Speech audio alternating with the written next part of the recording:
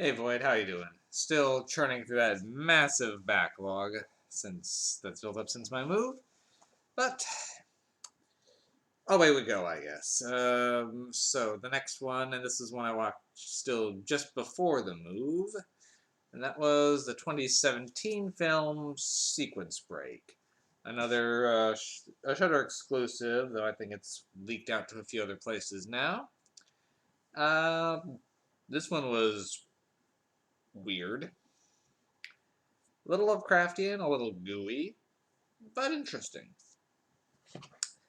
Now, this one's about a guy who works at a place that fixes up old arcade machines, and there's a strange delivery after his boss gets unknowingly murdered, and he installs it in, and this machine begins powering up, and the more he plays it, the more surreal his life gets, as the machine starts trying to fuse with him and drives him to the point of madness.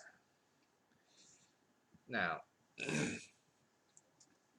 this movie is loosely based on the Polybius urban legend, from best I can figure, and though it never calls out Polybius itself, it's definitely, if you're familiar with it, you can see the similarities.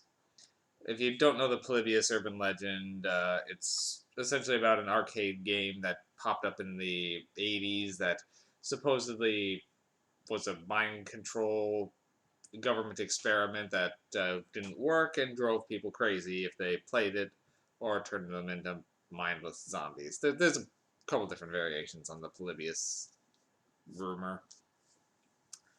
Well, so this one kind of only just takes the basis of it.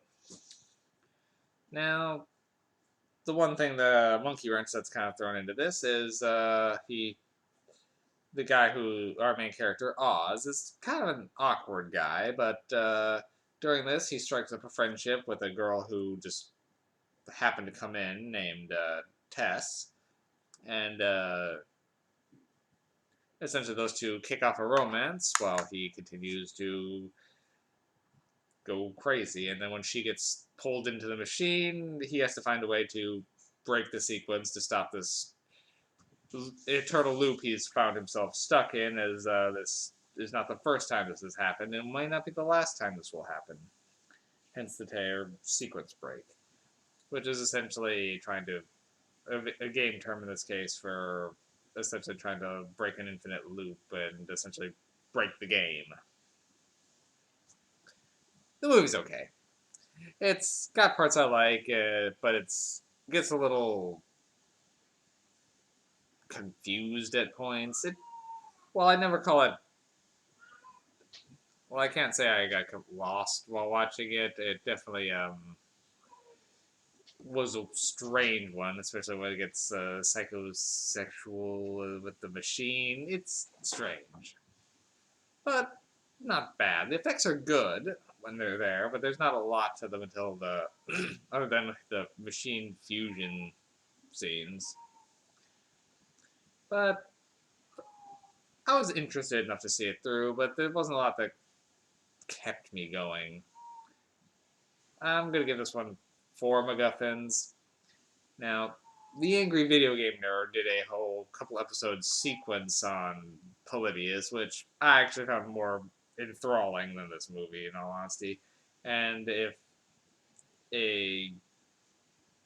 if a studio is putting out a movie that is less than someone who's putting things out on his own, uh, yeah. So James Rolfe, Angry Video Game Nerd, he did this one better. I'll just say that honestly. But Sequence Break is an interesting one in being a video game movie that's about the concept of video games rather than an individual video game.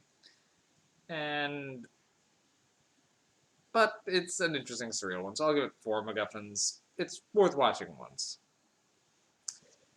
I don't know if there's really a lot else I could say about this one. I watched it a while ago and can barely remember a lot of details now, honestly. This one did kind of go in and out. I will say, trying to watch the game itself, they the game itself only didn't even look that interesting. Just got weird. But for a minimalist effort, it isn't bad. Alright. Have a good night.